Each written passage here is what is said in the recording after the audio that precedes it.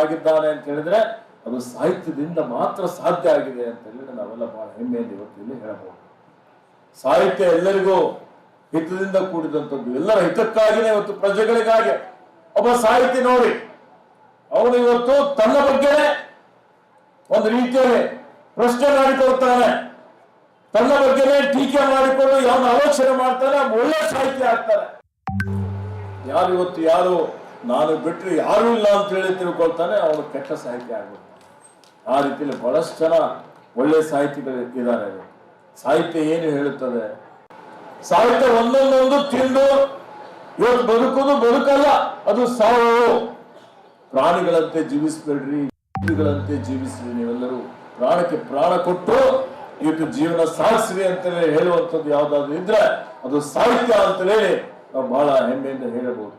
ಅದಕ್ಕೆ ಜಿ ರಾಜರತ್ನ ಮಾತನ್ನ ಹೇಳ್ತಾರೆ, ಸಾಹಿತ್ಯ ಎಂಬುದು ಭೂಮಿಯನ್ನು ಸ್ವರ್ಗವನ್ನಾಗಿ ಮಾಡುವ ಒಂದು ಸರಕು ಅನ್ನುವಂಥ ಮಾತನ್ನ ಹೇಳ್ತಾರೆ.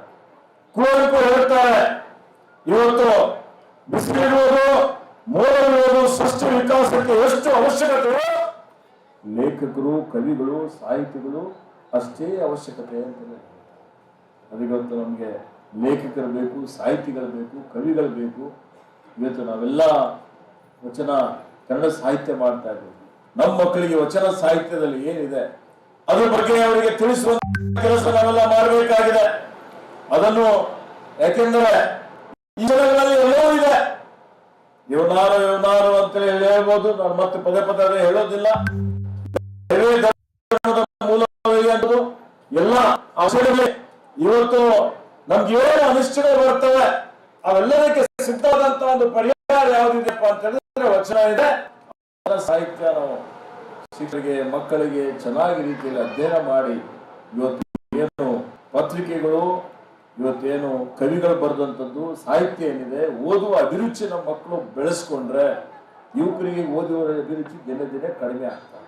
ಫೇಸ್ಬುಕ್ ಇದೆ, ಟ್ವಿಟರ್ ಇದೆ, ಏನೇನೋ ಮಾಹಿತಿಗಳು ಬರ್ತವೆ, ಒಳ್ಳೇದು ಇದೆ, ಕೆಟ್ಟದ್ದು ಇದೆ. ಈಗ ಎಲ್ಲರೂ ಅದರಲ್ಲೇ ವ್ಯಸ್ತರಾಗ್ಬಿಟ್ಟಿದ್ದಾರೆ.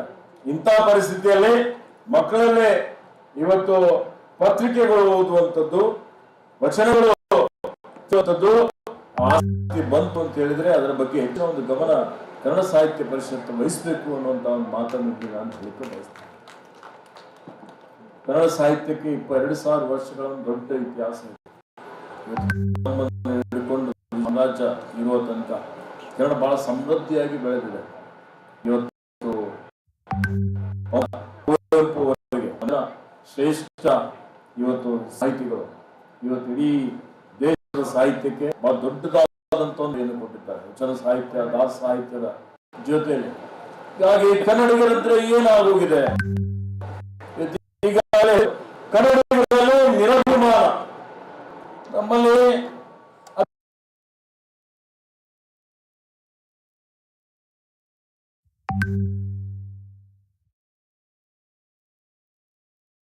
ಆಕ್ರಮಣಕಾರಿಗಳಲ್ಲ, ಬಂದಂತವರಿಗೆ ಸಹೃದಯಿಗಳು, ಬಂದವರಿಗೆ ಜಾಗ ಬಿಡ್ತಾರೆ.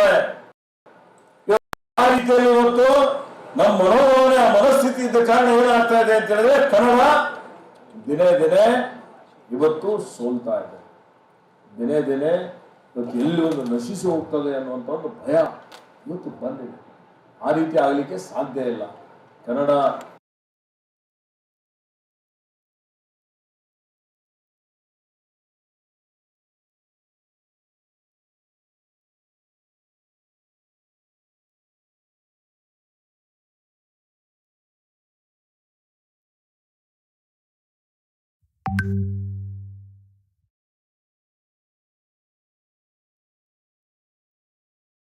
ಇವತ್ತು ಮಾತೃಭಾಷೆ ಅನ್ನುವಂತ ರೀತಿಯಲ್ಲಿ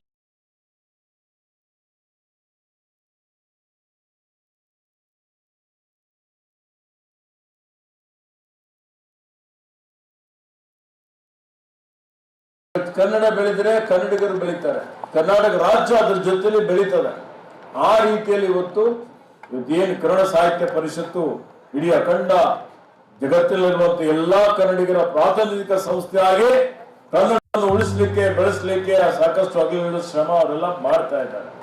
ಹೀಗಾಗಿ ಇವತ್ತು ನಾವು ಕನ್ನಡದ ಬಗ್ಗೆ, ಯಾಕಂದ್ರೆ ಕನ್ನಡಿಗರು ಬಹಳ ಸೌಮ್ಯ ಸ್ವಭಾವದವರು ಅನ್ನುವಂತ ರೀತಿಯಿಂದ ಹಾಗೆ ಅನೇಕ ಸಲ ಗೋದಾವರಿ ನೀರು ಬಳಕೆ ಇರ್ಬೋದು, ಕಾವೇರಿ ನೀರು ಬಳಕೆ ಇರ್ಬೋದು, ಮಹದಾಯಿ ನೀರು ಬಳಕೆ ಇರ್ಬೋದು, ಮೇಕೆದಾಟು ನೀರು ಬಳಕೆ ಇರ್ಬೋದು, ಇವೆಲ್ಲ ನಮ್ಮ ರಾಜ್ಯಕ್ಕೆ ನ್ಯಾಯಯುತವಾಗಿ ಕೊಡಬೇಕಾಗುವಂತ ಏನೇ ಇವತ್ತು ಗಡಿ ಇರ್ಬೋದು, ಏನೇ ಕಾರ್ಯಕ್ರಮಗಳು ಇರ್ಬೋದು, ಯೋಜನೆಗಳು ಇರ್ಬೋದು, ಅದು ಕೇಂದ್ರ ಸರ್ಕಾರದಲ್ಲಿ ಪ್ರಸ್ತಾವನೆ ಇದ್ದಂಥದ್ದು ಅದು ಸರ್ವೋಚ್ಚ ನ್ಯಾಯಾಲಯದಲ್ಲಿರ್ಬೋದು, ಅವೆಲ್ಲ ವಿಳಂಬ ಆಗಲಿಕ್ಕೆ ಅಥವಾ ಕರ್ನಾಟಕಕ್ಕೆ ನ್ಯಾಯಯುತವಾಗಿ ಸಿಗಲಿಕ್ಕೆ ಏನಿವತ್ತು ವಿಳಂಬ ಆಗ್ತದೆ ಅಥವಾ ಅನ್ಯಾಯ ಆಗ್ತದೆ ಅಥವಾ ಇದರಲ್ಲಿ ತಾರತಮ್ಯ ಆಗ್ತದೆ, ಎಲ್ಲ ನಮ್ಮಲ್ಲಿರುವಂತ ಅನೈಕ್ಯತೆ, ನಮ್ಮಲ್ಲಿರುವಂತ ನಿರಭಿಮಾನ, ನಮ್ಮಲ್ಲಿರುವಂತ ನಾವು ಜಾಗೃತಿ ಇಲ್ಲದೆ ಕಾರಣ, ಸೌಮ್ಯ ಸ್ವಭಾವದಲ್ಲಿದ್ದ ಕಾರಣ ನಾವು ಏನಾದ್ರು ಆಕ್ರಮಣಕಾರಿ ಹೋಗಿ ಯಾರಿಗಾದ್ರೂ ಏನೋ ಮಾಡಬೇಕು ಅಂತಲ್ಲ, ನಮ್ಮ ಹಕ್ಕಿಗಾಗಿ ಹೋರಾಟ ಮಾಡುವಂಥದ್ದು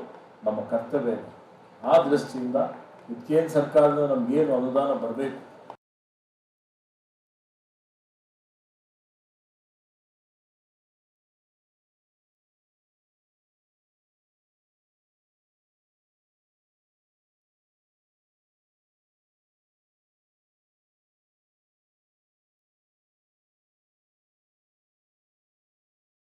ಕಟ್ಟಿದ್ರೆ ಅವ್ರಿಗೆ 2-2.5 ಲಕ್ಷ ರೂಪಾಯಿ ಅವರಿಗೆ ಬರುತ್ತೆ. ಅದ್ರ ದುಪ್ಪಟ್ಟು 2 ಪಟ್ಟು 3 ಪಟ್ಟು ಬರುತ್ತೆ. ಹಿಂದುಳಿದಂತ ರಾಜ್ಯಗಳಿಗೆ ಕೊಡಬಾರ್ದು ಅಂತ ನಾವು ಕೇಳ್ತಾ ಇದ್ದೀವಿ. ಆದರೆ ಕರ್ನಾಟಕಕ್ಕೆ ನ್ಯಾಯಯುತವಾಗಿ ಬರಬೇಕಾಗಿದೆ, ಹಣ ಕರ್ನಾಟಕಕ್ಕೆ ಸಲ್ಲಬೇಕು. ಆ ರೀತಿಯಲ್ಲಿ ಜಾಗೃತಿ ಮೂಡಿಸುವಂಥದ್ದು ಬಹಳ ಅವಶ್ಯಕತೆ ಇದೆ ಅನ್ನುವಂಥ ಮಾತನ್ನು ಹೇಳಲಿಕ್ಕೆ ಬಯಸ್ತೀನಿ. ಅದೇ ರೀತಿಯಲ್ಲಿ ಇನ್ನಿತರ ಎಲ್ಲಾ ಕಾರ್ಯಕ್ರಮಗಳಲ್ಲಿ ಕರ್ನಾಟಕಕ್ಕೆ ಏನು ತಾರತಮ್ಯ ಇದೆ ಇದನ್ನು ಹೋಗಲಾಡಿಸಲಿಕ್ಕೆ ನಾವೆಲ್ಲ ಪುನಃ ಪ್ರಯತ್ನ ಮಾಡಬೇಕಾಗಿದೆ ಅನ್ನುವಂಥ ಮಾತನ್ನು ಹೇಳುತ್ತಾ, ಗಡಿ ಭಾಗದಲ್ಲಿರುವಂತಹ ಅಲ್ಪ ಏನು ನಮ್ಮ ಭಾಷಿಕರು, ಸಂಖ್ಯಾತ ಭಾಷಿಕರು ನಾವು ಮುಖ್ಯವಾಗಿ ತರುವಂತದ್ದು ಅವಶ್ಯಕತೆ. ಗಡಿ ಪ್ರದೇಶದ ಅಭಿವೃದ್ಧಿ, ನೀರು ನೀರಾವರಿ ಯೋಜನೆ, ಅವರಲ್ಲಿ ಕನ್ನಡದ ಬಗ್ಗೆ ಅಭಿಮಾನ ಬೆಳೆಸುವಂತಹ ರೀತಿಯಲ್ಲಿ ನಾವೆಲ್ಲರೂ ಅವರಿಗೆ ಮುಖ್ಯವಾಗಿ